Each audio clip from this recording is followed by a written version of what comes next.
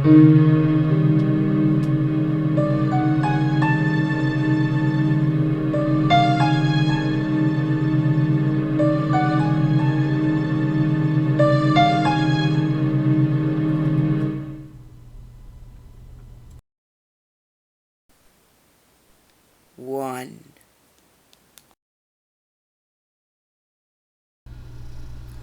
This is so vivid and distinct that I still think about it years later. I had a subjectively long, involved dream where I was a vendor in a fish market.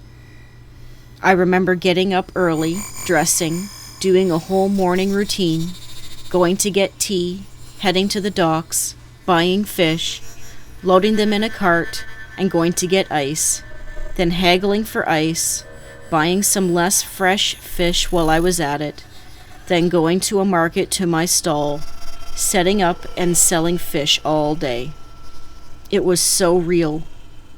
I talked to friends, smoked nasty cigarettes, haggled customers, ate lunch, had tea, and just lived through the day. At the end of the day, I cleaned up, counted my cash, paid the stall rent, went home, cooked some of the fish I hadn't sold, sling it with some veggies and rice that I'd traded for. I drank more tea, relaxed for a while, then drew a hot bath, soaked and smoked some more cigarettes. Then I went to bed. The next morning I woke up refreshed, ready to go down to the docks to buy fresh catch. Except I was in my house, next to my wife, truck parked out, and it was a Sunday. No work. My wife and I were getting geared up to go skiing in Oregon, and the car was already packed. The weird thing was, in the dream I was single, and I was a smoker, which in real life I'm not. And the whole long dream had been in fluent Chinese, the effortless kind of fluency that only comes from a lifetime of speaking it. And I had been Chinese. In reality, I'm a big, hairy, white guy, somewhat fluent in Spanish, and I know a little bit of Russian, but I have never spoken Chinese. It was just weird. I've never worked in a fish market. I often wonder who I was.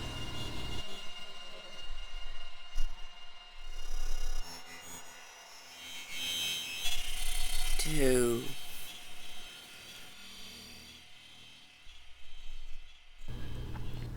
I had this dream in 2012, about a year after I had met a friend online. She told me about her boyfriend being gone to training to get a promotion in the NYPD, and before that he had been a US Marine. Being from Canada, that alone was pretty cool. Trace and I bonded over trivial women's issues, and every once in a while I would talk to Chris when he would text me through her phone. We mainly just talked about policing and the effects of it on family life. Anyway, I had this vivid dream that I'm in some hot, dry area. There's sand, but the trees are there as well.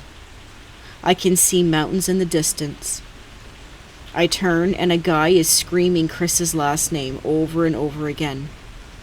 When I look at this guy, a shot rings out and decapitates the guy. There's literally nothing left from the jaw up. The dream changes, and suddenly I'm in bed with a beautiful woman, making love to her. I look at her face and I realize that it's Chris's girlfriend. Then I look down at her thighs and counted 5 freckles on her right inner thigh and 7 on her left.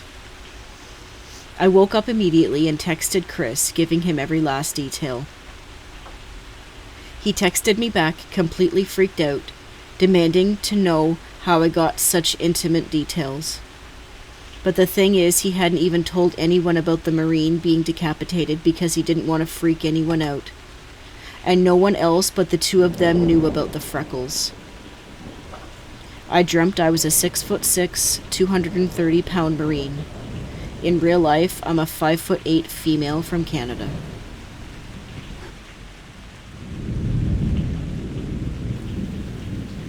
Three.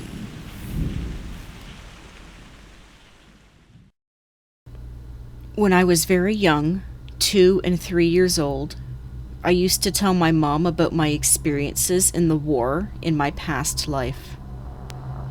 I have no memory of doing this now, but she has told me since about things I had no right to know about. I told her the country and different types of guns that I used, but if you asked me now, I don't have a clue about anything historical. It creeped her out quite a bit.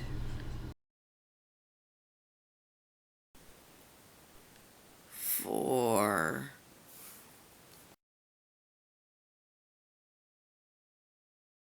When I was very young, I had a dream. In the dream, I was reborn into this world of small, bright, green, friendly people, aliens, that became my friends and family.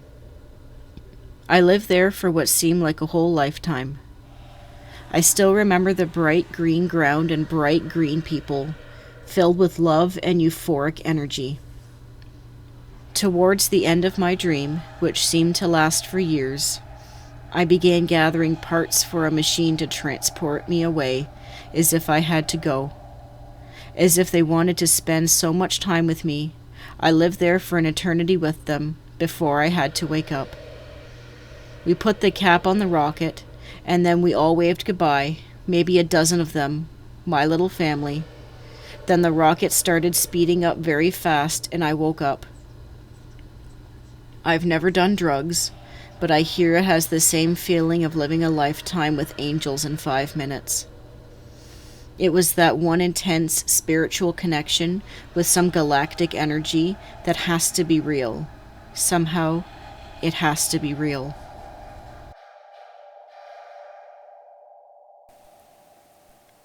Five.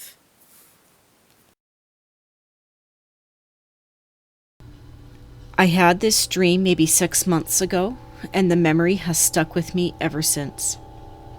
I was sitting at a bar. It felt like an old bar you would have found back in the wild, wild west. I was talking, bragging about all the men I had killed, but making it a point to be clear that of all the men I had shot, I would never shoot them in the head.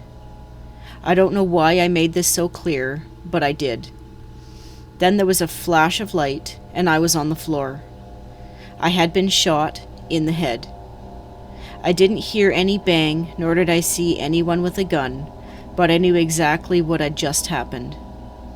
I could see no blood, nor feel pain, but I knew that I was dying, and it was because, ironically, someone had shot me in the head. Ironic karma, I suppose. So there I am lying on the ground, my vision obscured by odd lights, but I could still see a bit of what was around me. But I didn't care about what was around me. I cared about covering up what was surely a messy, bloody head that belonged to me. So I grabbed my white handkerchief and put it over my face, and waited to die. I felt no pain, but I knew it was my time. But after what felt like 5 seconds, I felt the need to take the handkerchief off.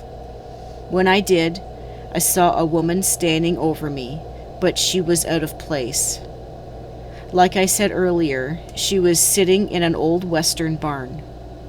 She was very beautiful, wearing very clean dress, but had a very stoic look on her face. She just didn't belong there. I don't think anyone else could see her. No words were exchanged. She then took her finger and ran it alongside my body, and when she did so, a sparkling gold slit appeared, and it seemed to lead into nothingness, space, darkness. After she finished drawing this golden slit next to my body, I simply rolled over and fell into it. As soon as I did so, I was falling through what I can only describe as an empty space. Pure darkness. But after a few seconds of falling, I see what appears to be the same kind of golden slit appear in the direction that I'm falling. I'm going to fall into it. I do. Then when I fall through this slit, I know immediately that I'm alive. Everything is bright, but I can see no detail.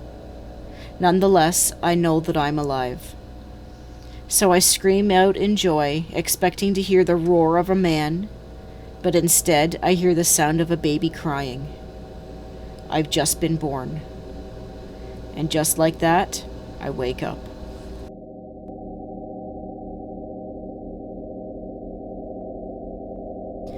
Thank you so much for watching and supporting the show.